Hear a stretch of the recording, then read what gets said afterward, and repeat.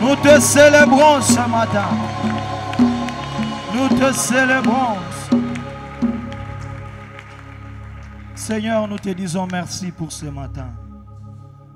Merci pour ta présence. Merci Seigneur pour ta gloire. Merci pour ton esprit. Merci Seigneur éternel Dieu, car ce n'est pas en vain que tu nous as appelés ce matin en ces lieux. Toi le Dieu qui passait de lieu en lieu faisant du bien, laisse que Yahweh Père, en passant par ici, que tu nous fasses du bien Seigneur. Chacun éternel Dieu de gloire, dans un domaine où il t'attend Seigneur, que tu agisses.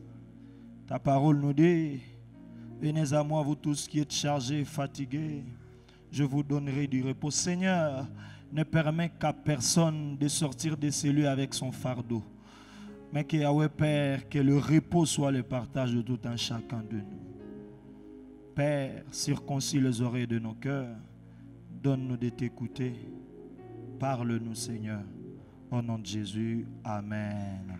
On acclame très bien le Seigneur.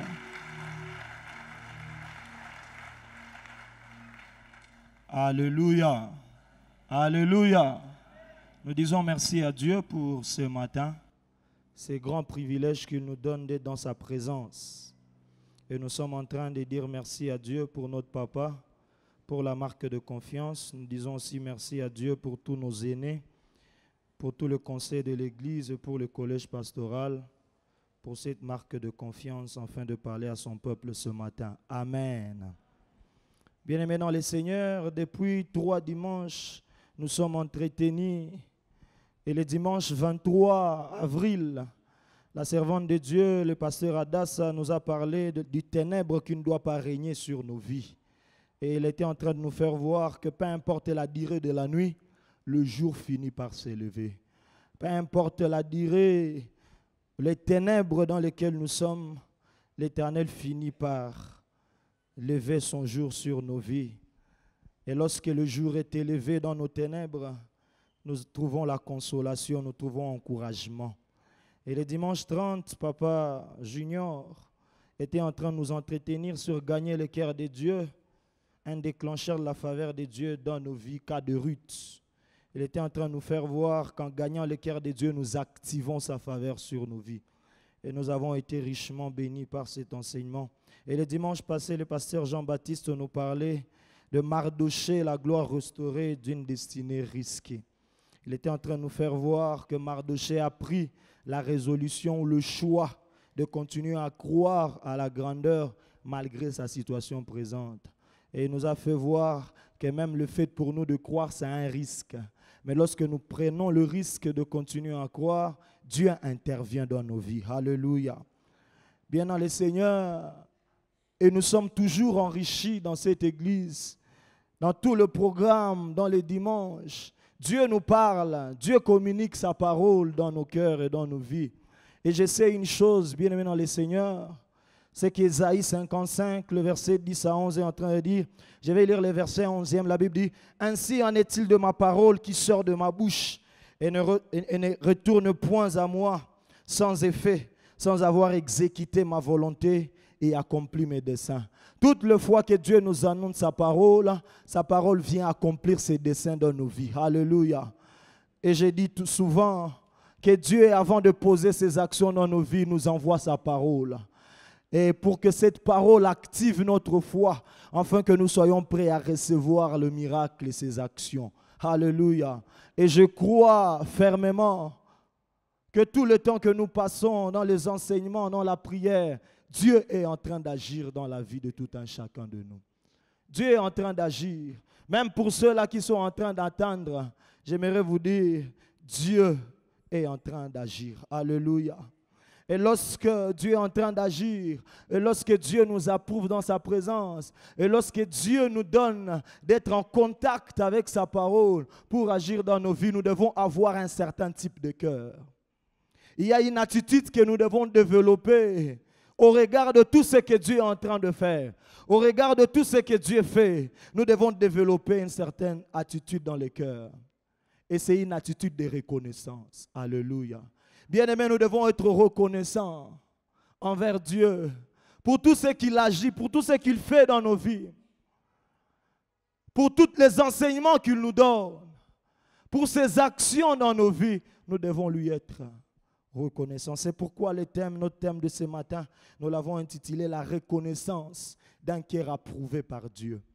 La reconnaissance d'un cœur approuvé par Dieu. Dis à celui qui est à côté de toi, la reconnaissance d'un cœur approuvé par Dieu. Lorsque Dieu nous approuve, nous devons lui être reconnaissants.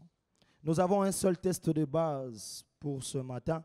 1 Thessaloniciens chapitre 5e, du 16e au 18e verset. 1 Thessaloniciens 5, 16 à 18.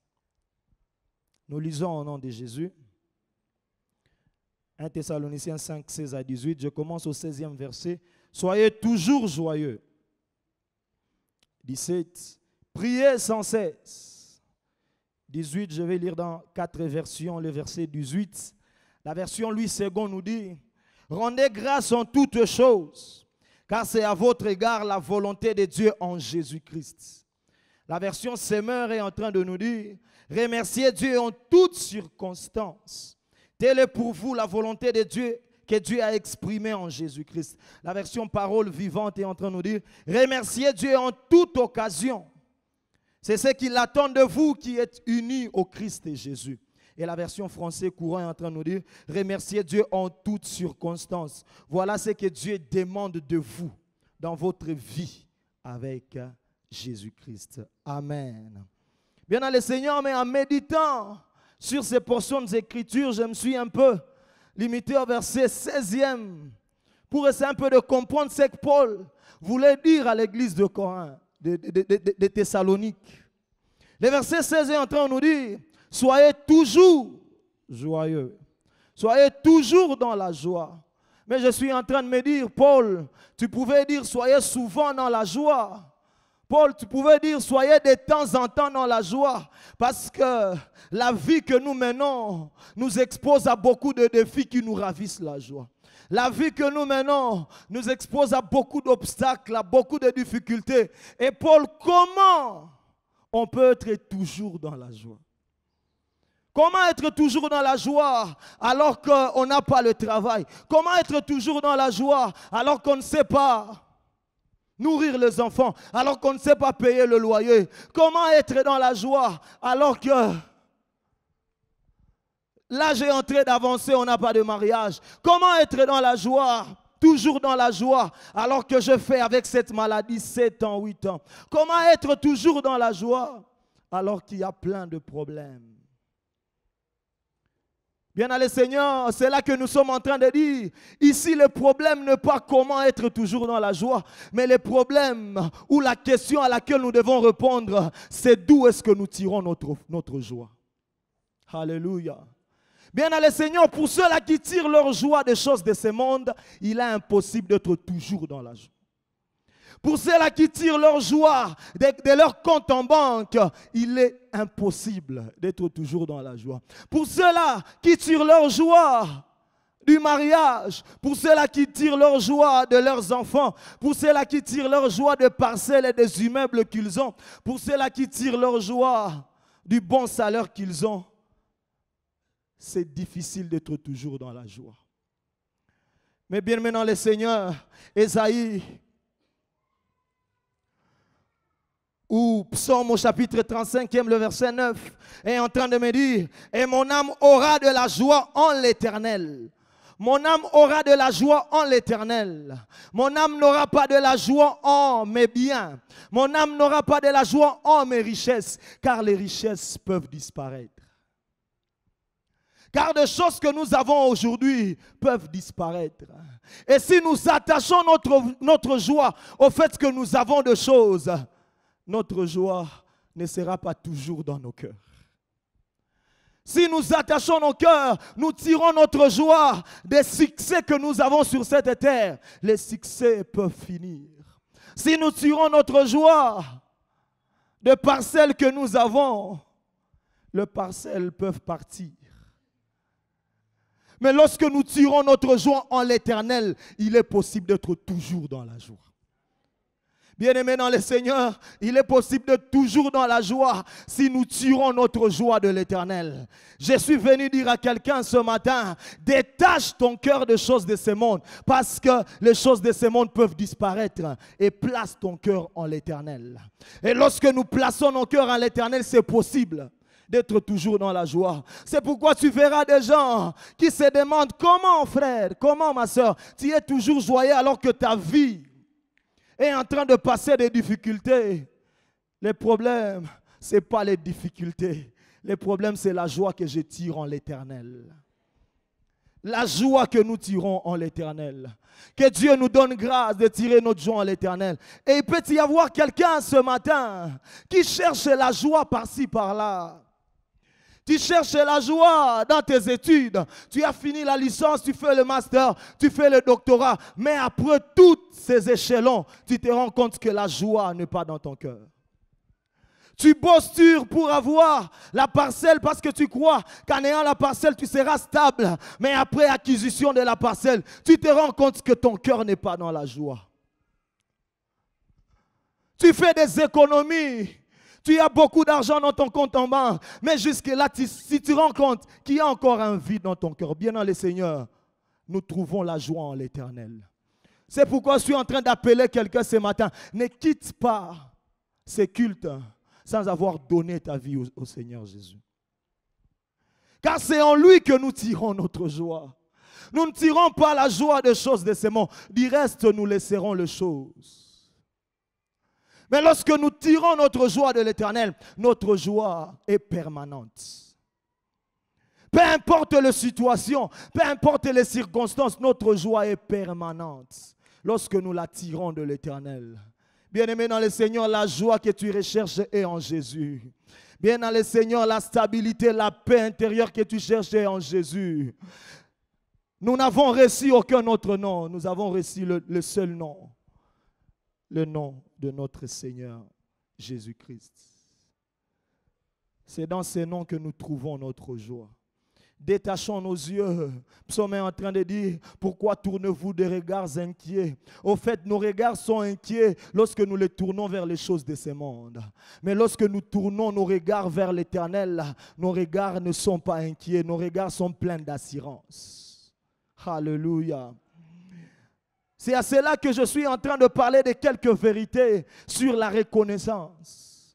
Quelques vérités que nous devons comprendre. Et après cela, nous allons prier. Alléluia. La première vérité, je l'introduis déjà, c'est que la joie est la base d'un cœur de reconnaissance. Lorsque nous n'avons pas de joie dans nos cœurs, il nous sera difficile d'être reconnaissants. Car des gens qui ne sont pas joyeux n'apprécient rien.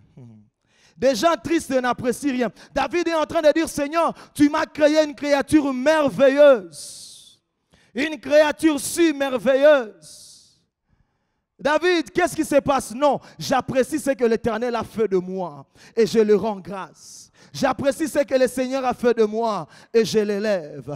Mais des gens qui ne savent plus apprécier ce que Dieu est en train de faire dans leur vie ou ce que Dieu fait de leur vie, ils ont difficile d'avoir la joie dans leur cœur. Et ça sera pour eux difficile d'être reconnaissant à Dieu. Alléluia. Proverbe au chapitre 15e, le verset 13. La Bible me dit, un cœur joyeux rend le visage serein. Mais quand le cœur est triste, l'esprit est abattu. Quand le cœur est triste, l'esprit est abattu. C'est ce que je disais au premier culte. Il est impossible d'atteindre certaines dimensions dans l'intimité avec Dieu si nous n'avons pas de cœur joyeux et reconnaissant. Car notre esprit, c'est l'élément qui nous met en contact avec la divinité. Mais comment nous serons en profondeur dans notre communion et intimité avec Dieu alors que notre esprit est abattu? Qu'est-ce qui rend notre esprit abattu? Le cœur triste. Mais lorsque nos cœurs sont dans la joie, nos visages rayonnent. Nos visages sont sereins lorsque nos cœurs sont dans la joie. Néhémie au chapitre 8e, le verset 10, la dernière partie, dans la version Semeur, la Bible nous dit, ne vous affligez donc pas, car la joie que donne l'Éternel est votre force. Parole vivante dit, la joie qui vient du Seigneur, voilà votre force. Bien-aimé, ta force dans la marche réside dans la joie que tu tires de l'Éternel, pas dans la joie que tu tires de tes biens. Alléluia. La joie que nous tirons de l'Éternel. La joie que nous tirons de l'Éternel. La joie est la base d'un cœur de reconnaissance. C'est pourquoi je suis en train de prier ce matin que la tristesse qui a envahi ton cœur laisse place à la joie au nom de Jésus. Bien dans le Seigneur, il y a des gens qui viennent dans la présence de Dieu abattus. Tu le vois, tu te dis non, trop abattu. Que l'Éternel, tu sortes de celui avec la force que la joie de l'Éternel communique. Mais le secret, c'est de détourner tes yeux vers les choses de ce monde et de les placer en l'Éternel. Alléluia. Deuxième vérité que nous devons comprendre, que le cœur de reconnaissance, c'est la volonté de Dieu. Le cœur de reconnaissance, c'est ça la volonté de Dieu. La Bible est en train de dire, en parole vivante, le verset 18 du chapitre 5e d'un Thessaloniciens que nous avons lu. Remerciez Dieu en toute occasion. C'est ce qu'il attend de vous. Dieu attend de toi et de moi un cœur de reconnaissance. Dieu attend de toi et de moi d'être reconnaissant. D'être reconnaissant. Et vous allez remarquer que c'est un impératif que la Bible est en train de mentionner. Remerciez Dieu. Rendez grâce à Dieu. Et lorsque nous voyons l'impératif, ça cache une dimension de l'ordre que Dieu est en train de nous donner. Nous devons être reconnaissants envers Dieu. C'est la volonté de Dieu. Et la volonté de Dieu, on obéit à la volonté de Dieu. Si on n'obéit pas à la volonté de Dieu, c'est qu'on est en train de désobéir. Et la désobéissance, c'est un péché. Que Dieu nous pardonne toutes les fois nous n'avons pas été reconnaissants envers lui. Que Dieu nous pardonne toutes les fois nous n'avons pas été reconnaissants. Luc au chapitre 17e, le verset 15 au verset 19, c'est l'histoire des 10 lépreux qui ont été tous guéris. Mais un seul lépreux est rentré chez Jésus pour lui dire non, Seigneur, quand on était en route, j'ai expérimenté la guérison. Et Jésus est en train de lui demander où sont les 9 autres? Où sont les 9 autres? La reconnaissance, et l'Éternel est en train d'ajouter, ta foi t'a sauvé. Au-delà de la guérison, ta foi t'a sauvé. Alléluia. Car la reconnaissance, c'est la volonté de Dieu.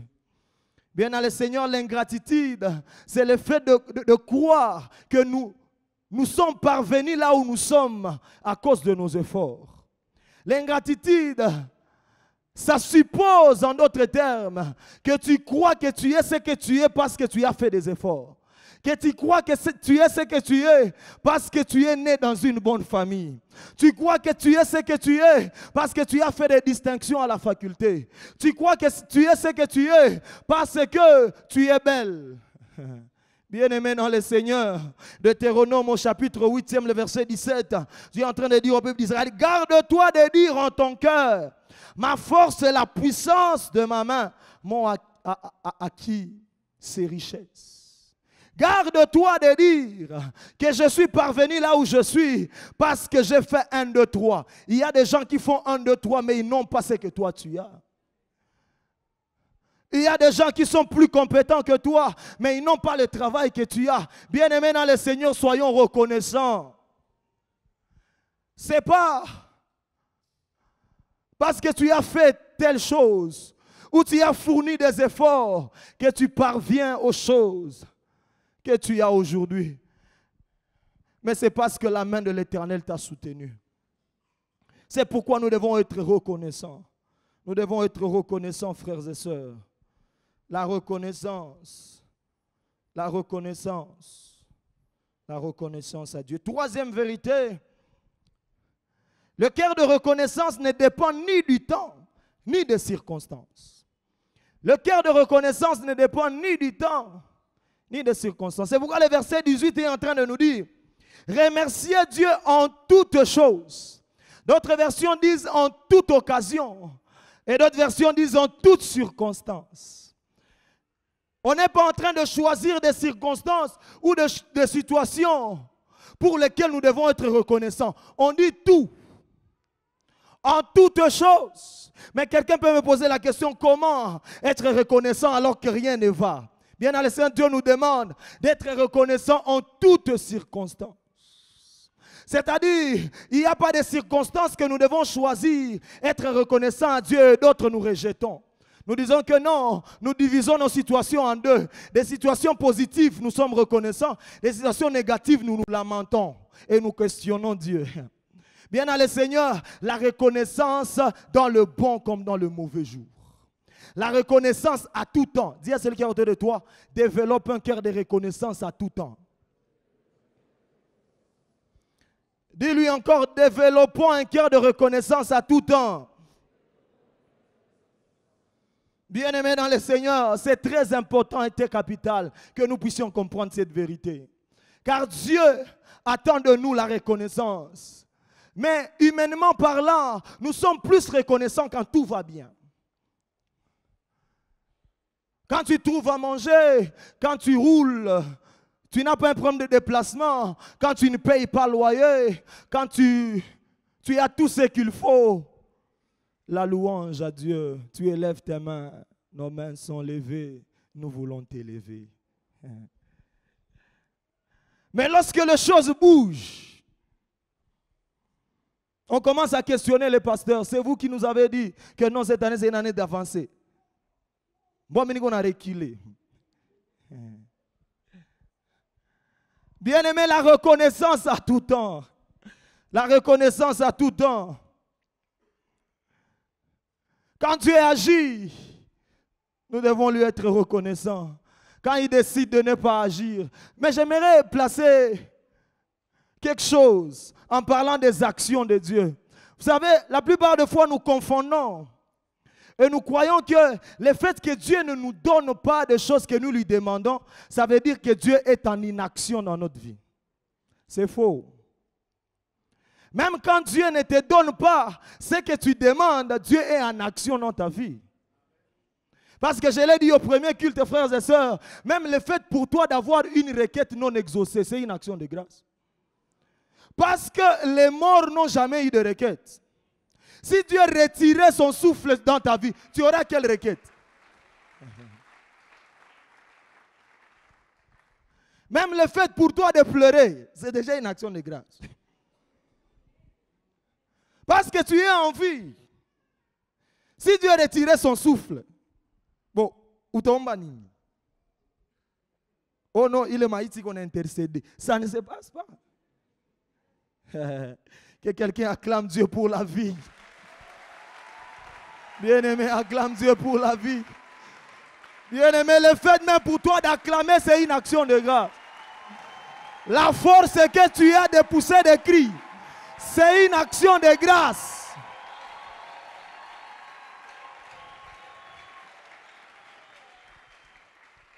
Dieu agit à tout temps. Dieu agit à tout temps, frères et sœurs. C'est Dieu qui nous maintient en vie. Vous savez, Dieu est tellement en action dans notre vie que nous n'en rendons pas compte. Qui fait un effort pour respirer? Tu respires naturellement. Il y a des gens qui sont sous respirateur. Ils ne savent plus respirer. Dieu maintient même les battements de ton cœur. Est-ce que tu fais un effort? Donc, quand tu observes un peu toute ta vie, tu ne peux pas dire que non, je n'ai pas une raison d'être reconnaissant envers Dieu. Le fait pour toi de sortir de ta maison jusque dans ce culte, c'est une action de grâce. Il y a des gens qui se sont préparés, mais en cours de route, on les a tambonnés. Ils ne sont plus. La plupart des fois, nous ne savons pas reconnaître le bienfait de Dieu parce que nous nous focalisons seulement sur les requêtes exaucées et non exaucées. C'est une erreur, frères et sœurs. Quand Dieu ne te donne pas, mais Dieu te donne le sommeil, c'est une action de grâce. Tu n'as pas mangé la nuit, mais on a là. C'est une action de grâce. Il y a ceux qui mangent et rassasiés, mais ils ne savent pas dormir. Tu dors et tu rêves des anges. D'autres rêvent de cauchemars. Bien aimé dans le Seigneur. D'autres rêvent de cauchemars, des sommeils agités. Mais toi, tu dors jusqu'au petit matin. Et tu te réveilles, tu crois que c'est normal. Bien dans le Seigneur, demeurer en vie jusqu'aujourd'hui, ce n'est pas ton droit. Dieu te fait grâce. Te déplacer, faire le mouvement, c'est une grâce. Et nous devons être reconnaissants. Actes des Apôtres 3, 6 à 8. La Bible nous parle de ces paralytiques que Pierre est en train de rencontrer lorsqu'il partait au temple. Il est en train de lui dire, je n'ai ni or ni argent, mais ce que j'ai, je te le donne. Lève-toi, marche. Le paralytique saute. Il entre dans les temples louant Dieu. Gloire au Seigneur parce que Dieu vient de répondre à un besoin. Nous lui faisons quoi? Nous lui sommes reconnaissants pour ça. Mais il y a un cœur dans la Bible qui m'étonne et qui me bouleverse, c'est le cœur de Job. Job au chapitre 1er, on peut prendre ces textes. Job au chapitre 1er, 21. On peut commencer à 20. Alors Job s'éleva, déchira son manteau et se rasa la tête, puis se jetant par terre et se prosterna. Et dit, ni je suis sorti du sein de ma mère, et ni j'y retournerai. L'Éternel a donné, et l'Éternel a ôté, que le nom de l'Éternel soit béni. En tout cela, Job ne pécha pas et n'attribua point rien de scandaleux à Dieu. Ici, c'est lorsque Job est en train de vivre le pire jour de sa vie. Job qui avait tout. Job qui se sanctifiait à tout moment. Job qui était intègre. Job qui craignait Dieu. Job qui se détournait du mal. Job qui était riche à son époque. Il ne manquait de rien. Il avait de bétail, il avait de serviteurs, de servantes. Il ne manquait de rien. Mais en un jour, par autorisation de Dieu, Dieu lui dit non. Dieu dit à Satan, va toucher ce que tu peux prendre, mais ne touche pas à sa vie. Et Satan est en train de prendre tout dans la vie de Job. Et en un jour, Job a perdu toutes ses richesses. Toutes ses richesses. Si c'était des riches de notre époque, permettez, c'est une crise qui allait suivre. En un jour, la Bible dit, il y a un serviteur qui est venu dire à Job, non, j'étais en train de paître le troupeau et il y a eu quelque chose, tous les troupeaux sont morts et tous les serviteurs qui étaient avec le troupeau sont morts. Il n'avait pas encore fini de parler. Quelqu'un d'autre vient. Non, tes enfants étaient en fête et la maison s'est écroulée sur eux. Ils sont tous morts. Tous les serviteurs aussi sont morts. C'est moi qui suis sorti vivant. Un autre, il n'a pas encore fini, un autre vient. Il dit non, tu avais tes comptes en banque. Les autres vont me vider. Quelqu'un d'autre. En un jour, tu perds tout. Tu as travaillé peut-être 10 ans pour acquérir toutes ces choses. Mais en un jour, tout est vidé. C'est pourquoi nous étions en train de dire, si nous plaçons nos cœurs dans les choses peuvent disparaître. Mais l'attitude de Job est en train de me bénir. Job est en train de dire, ni je suis sorti du ventre, ni j'y retournerai, que le nom de l'Éternel soit loué. Job, est-ce que tu comprends ce que tu dis? Tu viens de tout perdre. Oui, je viens de tout perdre, mais je suis reconnaissant à Dieu parce qu'il continue même à garder mon souffle de vie. La Bible est en train de dire, il y a encore de l'espérance pour tout arbre qu'on coupe. Aussi longtemps que l'arbre n'est pas encore déraciné, il y a de l'espérance. Aussi longtemps que tu n'es pas encore déraciné de Jésus, il y a de l'espérance. Aussi longtemps, la plus grande chose à faire, c'est de rester juste enraciné en Jésus. La Bible dit, un chien vivant vaut mieux qu'un lion mort. La différence des deux, c'est quoi? C'est juste le souffle. Il y a un mort et il y a un vivant. Alléluia. Alléluia. Que Dieu te conserve en vie le plus longtemps possible. Au nom de Jésus. Actes des Apôtres, chapitre 16e, le 22 25e verset où nous connaissons ce passage. C'est Paul et Silas qui sont emprisonnés. Ils sont enchaînés. Ils sont emprisonnés. Mais la Bible dit vers le milieu de la nuit, ils prièrent et ils louèrent Dieu. Mais Paul, vous êtes dans la prison. Mais Paul, vous êtes enchaîné, vous êtes abattu, on vous a tapé, on vous a tabassé. Mais qu'est-ce qui fait que, même dans les ténèbres, même dans la prison, même quand tout ne va pas dans vos vies, vous louez quand même Dieu? Bien à le Seigneur, les cœurs de reconnaissance.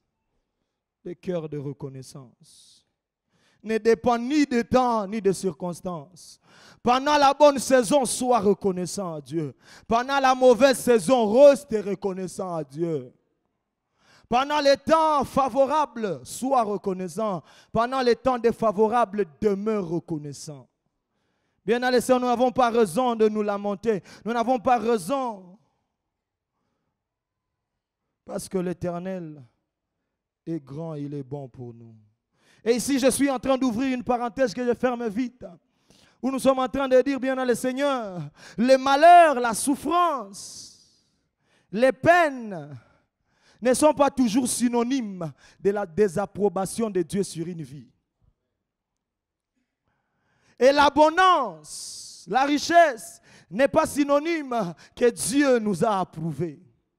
C'est pourquoi les gens croient, quand on lui dit non, tu as besoin de Jésus, il dit non, non, non, c'est vous qui avez besoin de Jésus, moi je ne manque de rien. Bien-aimé dans le Seigneur, tu peux avoir tout, mais tu es désapprouvé. C'est pourquoi la Bible est en train de nous dire, dans Luc au chapitre 16, le verset 20 à 25, l'histoire du pauvre Lazare et du riche. La Bible dit le pauvre Lazare était là, mais le jour de la mort, le pauvre Lazare était dans les seins d'Abraham. Et les riches qui avaient tout. Visiblement, lorsqu'on voit les pauvres Lazare et les riches, on pouvait dire que non, non, c'est ces riches qui a Dieu. Bien-aimés dans le Seigneur, nous pouvons passer des situations difficiles simplement parce que Dieu est fier de nous. C'est le cas de Job. Pourquoi Job est passé dans toutes ces difficultés? Dieu était fier de lui. Il est en train de dire au diable, va, mais il ne me régnera pas parce que je suis confiant. Tu peux passer une situation difficile parce que Dieu est fier de toi. Il veut prouver au monde des ténèbres que même quand tu manques tout, tu ne régneras pas le nom de l'Éternel. Bien dans le Seigneur, même quand nous manquons tout, gardons les cœurs de reconnaissance. Quatrième vérité à comprendre, la louange et la célébration ne sont pas les seules expressions de la reconnaissance. La louange et l'adoration ne sont pas les seules expressions de la reconnaissance. On peut avoir d'autres expressions comme les offrandes. On est reconnaissant à Dieu par des offrandes. C'est pourquoi il y a même les offrandes qu'on appelle les offrandes d'action de grâce. C'est-à-dire les offrandes de reconnaissance. On reconnaît que ce que nous avons ne nous vient pas de nous-mêmes, mais il y a une main de Dieu derrière ce que nous avons. Et nous offrons à Dieu en reconnaissance de cela. Le service aussi peut être une expression de la reconnaissance. Et troisième expression, il y a le témoignage. Apocalypse 12, 11. Ils l'ont vaincu à cause du sang, à cause du témoignage. Parole de leur témoignage. Le témoignage, c'est aussi une expression de reconnaissance. C'est pourquoi ne vous retenez pas de venir témoigner la grandeur de Dieu. Bien à le Seigneur, c'est vous qui comprenez la valeur de ce que vous dites. Tu peux venir ici et dire, Seigneur, je te bénis, parce que ça fait 2 ans, je ne suis pas tombé dans tel péché. C'est un témoignage. C'est un témoignage. Nous croyons que les témoignages se rapportent seulement aux choses que Dieu nous a données. Mais les témoignages peuvent se rapporter à la victoire que Dieu te donne dans tes batailles. Par rapport à la chair, par rapport au péché. Tu dis à Dieu, merci Seigneur, parce que j'ai vaincu ce péché. Et la cinquième vérité que nous devons comprendre, que la reconnaissance est l'une des stratégies de Dieu pour nous donner la victoire. La reconnaissance est l'une des stratégies de Dieu pour nous donner la victoire. Psaume au chapitre 18e, le 3e ou le 4e verset selon le version. La Bible est en train de dire, je m'écris loué soit l'Éternel et je suis délivré de mes ennemis. Qu'est-ce qui fait que tu sois délivré de tes ennemis? Parce que j'ai été reconnaissant, parce que je louais l'Éternel et il m'a délivré de mes ennemis. Bien-aimé dans le Seigneur, il y a tes ennemis, les ennemis de ta vie qui attendent ton attitude de reconnaissance pour qu'ils te laissent passage. Il y a d'autres ennemis qui ne sortiront pas par le jeûne, mais il y a d'autres ennemis qui sortiront que par un cœur de reconnaissance. On dit au Seigneur, loué soit l'Éternel. On élève le nom du Seigneur. On est reconnaissant, on lui rend des actions de grâce. Et les ennemis disent, non, non, non, nous devons laisser pas ça. Actes des Apôtres, au chapitre 16e que nous avons lu, les versets 26e me bénit beaucoup. La Bible dit, lorsque Paul et Silas étaient dans la prison et lorsqu'ils commençaient à rendre grâce à Dieu, lorsqu'ils commençaient à louer Dieu, tout à coup, il se fit un grand tremblement de terre, en sorte que les fondements de la prison furent ébranlés. Au même instant, toutes les portes s'ouvrirent et les liens de tous les prisonniers furent rompus. Bien, le Seigneur, laisse à ce que ma prière ce matin est que Yahweh, est que bien aimé dans le Seigneur, à cause de ton cœur de reconnaissance, que l'Éternel ouvre de portes devant toi. Qu'à cause de ton cœur de reconnaissance, que l'Éternel te donne d'avoir de victoire. Car lorsque nous montons en reconnaissance, les fondements de la prison sont ébranlés. Lorsque nous montons en reconnaissance, les liens sont coupés. Lorsque nous montons en reconnaissance, les portes s'ouvrent. Il y a des portes qui n'attendent que ta reconnaissance pour qu'elles soient ouvertes. Il y a des portes qui ne réagissent pas aux lamentations. Il y a des portes qui ne réagissent qu'aux actions de grâce. Bien, le Seigneur, ma prière est que ce matin, lorsque tu seras en train de monter en action de grâce, que les portes qui t'étaient fermées s'ouvrent au nom de Jésus. Que lorsque tu seras en train de monter en action de grâce, que les chaînes qui te liaient soient déliées au nom de Jésus. Que lorsque tu vas monter en action de grâce, que le fondement de la prison qui te retenait soit ébranlé. Et Jean au chapitre 11e, le verset 41e, Jésus est devant la tombe de Lazare et il est en train de dire, ôtez la pierre. Après, il est en train de dire, je te rends grâce parce que tu m'as exaucé. Mais Jésus, est-ce que tu comprends ce que tu es en train de dire? On n'a pas encore vu Lazare sortir du tombeau. Comment tu dis que tu es déjà exaucé? On n'a pas encore palpé, mais comment tu dis que tu es déjà exaucé? La plupart des fois, nous croyons que l'exaucement commence lorsque nous touchons la réponse. Mais l'exaucement commence bien avant de toucher la réponse. Car c'est tout un processus. Dieu peut t'exaucer et il attend simplement un temps pour te donner, pour que tu touches alors la réponse à tes problèmes. Et devant la tombe de Lazare, je le disais, on ne pleurniche pas. Devant la tombe de Lazare, on ne se lamente pas. Devant la tombe de Lazare, on rend grâce. Devant la tombe de Lazare, on rend grâce. Car lorsque nous rendons grâce, nous entrons dans une sphère d'opération. Nous entrons dans une sphère de miracle. Lorsque nous rendons grâce à Dieu, Dieu déchaîne ses exaucements sur nos vies. Lorsque nous rendons grâce à Dieu, la reconnaissance nous enlève dans la parcelle de lamentation et nous met dans la parcelle de la foi. Lorsque nous sommes reconnaissants à Dieu, nous pouvons être calmes même quand tout autour de nous est agité. Car nous sommes reconnaissants à Dieu. Nous disons à Dieu merci. Car même si je continue à voir ce Goliath, il est déjà vaincu. Merci Seigneur, parce que même si je continue à voir cette mer va laisser passage. La reconnaissance nous ouvre de portes. Et Psaume 6, le verset 5 ou le verset 6 est en train de dire, car celui qui meurt n'a plus ton souvenir. Qui te louera dans le séjour de mort? Qui te louera dans le séjour de mort? Bien dans le Seigneur, pour des gens, des hommes et des femmes qui sont reconnaissants à Dieu, Dieu conserve leur vie, afin que de leur vie sorte d'abondante reconnaissance. Je disais, lorsque tu développes un cœur de reconnaissance, Dieu te conserve en vie, afin que de ta vie sorte d'abondante reconnaissance. Dieu n'aura pas intérêt de t'amener à lui, car il sait que cette vie, malgré les temps et les circonstances, me rend grâce. Cette vie, malgré les problèmes, les difficultés, les déserts, il me rend grâce. Dieu te conserve en vie. C'est pourquoi Job au chapitre 2e, l'histoire, Jonas au chapitre 2e, l'histoire de Jonas dans le ventre du poisson. Jonas est en train de dire, Seigneur, je vais te rendre grâce. Je verrai encore ton temple. Et subitement, Dieu a ordonné aux poissons de vomir Jonas. Bien dans le Seigneur, il y a des situations qui vont te vomir lorsque tu montes en reconnaissance. Il y a des choses qui t'étaient difficiles, mais qui te seront faciles lorsque tu montes en reconnaissance. Bien-aimés, développons et demandons à Dieu un cœur de reconnaissance. Un cœur de reconnaissance. Psaume au chapitre 133, Psaume 103, le verset 2e. Dans la version parole vivante, la Bible me dit, oui, je vais dire merci au Seigneur sans oublier un seul de ses bienfaits. Oui, je vais dire merci à l'Éternel sans oublier un seul de ses bienfaits. Quelqu'un peut me poser la question, comment on peut développer alors un cœur de reconnaissance? On développe le cœur de reconnaissance quand on n'oublie aucun des bienfaits de Dieu. Vous savez, le bienfait de Dieu opère dans nos vies sous 4 axes. Il y a 4 axes dans lesquels nous expérimentons le bienfait de Dieu. Premièrement, c'est par rapport à ce que Dieu fait pour nous.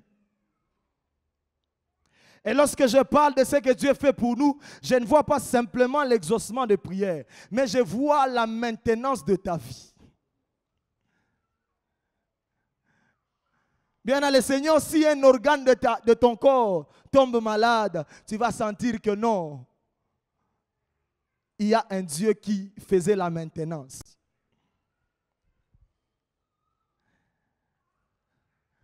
Par rapport à ce que Dieu fait pour nous, deuxième axe, c'est par rapport à ce que Dieu fait de nous. Le bienfait de Dieu par rapport à ce que Dieu fait de nous. Bien dans le Seigneur, tu n'es pas ce que tu étais hier. Tu n'es pas ce que tu étais hier. Dieu est en train de faire de toi quelque chose. Hier, tu ne pouvais même pas attirer les regards des gens. Mais aujourd'hui, quand même, les gens commencent à te saluer. Dieu est en train de faire de toi quelque chose. Hier, tu étais ivrogne. Hier, tu étais impudique. Mais Dieu est en train de faire de toi son serviteur et sa servante. Ce sont des sujets d'action de grâce. Hier, tu étais informe. Mais aujourd'hui, tu commences à prendre de la forme. Dieu est en train de faire de toi quelque chose. Et lorsque nous regardons ce que Dieu fait de nous, nous abondons en action de grâce. Lorsque nous regardons ce que Dieu fait pour nous, nous abondons en action de grâce. Troisième axe, c'est par rapport à ce que l'Éternel fait avec nous. Bien-aimé, Dieu fait avec toi beaucoup de choses. Dieu passe par toi pour consoler des gens peut-être. Dieu passe par toi pour bénir des gens peut-être. Dieu passe par toi pour encourager des gens. Dieu passe par toi pour donner la joie dans une vie. C'est un sujet d'action de grâce. Matthieu au chapitre 21, le verset 7 et 10, nous voyons cet âne qui a porté Jésus avant que Jésus n'entre à Jérusalem. Tu es en train de participer à la gloire de l'Éternel. C'est un sujet d'action de grâce. Quatrième axe, c'est ce que l'Éternel fait autour de nous. Les bienfaits de l'Éternel par rapport à ce qu'il fait autour de nous. Même si dans toi, tu ne trouves pas un sujet d'action de grâce, regarde ton voisin, tu en trouveras. Même quand toi-même, tu te dis, non, je n'ai pas raison, vraiment, je ne trouve pas un sujet. Regarde ton voisin, tu en trouveras. Et cela va développer en toi un cœur d'action de grâce. Et cinquième chose, pour finir, nous devons demander à Dieu de nous donner ce cœurs de reconnaissance. Car être reconnaissant dans le mauvais temps, comme dans le bon temps, c'est l'Éternel qui peut nous donner ce genre de cœur. Psaume au chapitre 51, le verset 12, David est en train de dire, tu crées à moi un cœur pur, tu renouvelles à moi un esprit disposé. Si Dieu peut créer en toi un cœur pur, ça veut dire qu'il peut créer aussi en toi un cœur reconnaissant. Et nous allons demander le cœur reconnaissant. Tu vas dire à Dieu, Seigneur, je te demande de me pardonner. Toutes les fois j'ai été ingrat. Toutes les fois j'ai cru qu'en me réveillant, en dormant, tout ça c'est à cause de moi. Toutes les fois que j'ai cru que j'ai accédé à telle ou telle autre chose parce que je suis ceci ou cela. Seigneur, pardonne-moi et que tu crées en moi un cœur de reconnaissance. Et lorsque nous abondons en cœur de reconnaissance, frères et sœurs, il y a des choses que Dieu opère dans nos vies. il y a des portes qui s'ouvrent dans nos vies. Et je déclare sur ta vie que lorsque tu seras en train de rendre grâce à Dieu ce matin, que les portes qui étaient fermées sur ta vie s'ouvrent au nom de Jésus. Que lorsque tu vas abonner en action de grâce ce matin, que les choses qui étaient éloignées de toi se rapprochent au nom de Jésus. Que lorsque tu vas abonner en action de grâce ce matin, que la maladie qui avait déjà élu domicile dans ta vie te lâche au nom de Jésus. Que lorsque tu vas abonner en action de grâce, les chaînes qui te liaient soient coupées au nom de Jésus. Bien-aimés, nous acclamons et nous sommes debout. Des acclamations de reconnaissance. Des acclamations de reconnaissance. Je croyais que tu vas acclamer mieux que ça. Parce que même la force d'acclamer, tu la tires de Dieu. La force d'acclamer, tu la tires de Dieu. Tu es le fruit de la grâce de Dieu. Tu es le fruit de la maintenance de Dieu. Bien-aimé, acclame encore. Il y a de ceux-là qui ne savent plus acclamer parce qu'ils n'ont pas de main. Il y a de ceux-là qui ne savent plus pousser des cris parce qu'ils n'ont pas de voix. Si Dieu te donne la voix, si Dieu te donne la main, c'est pour que...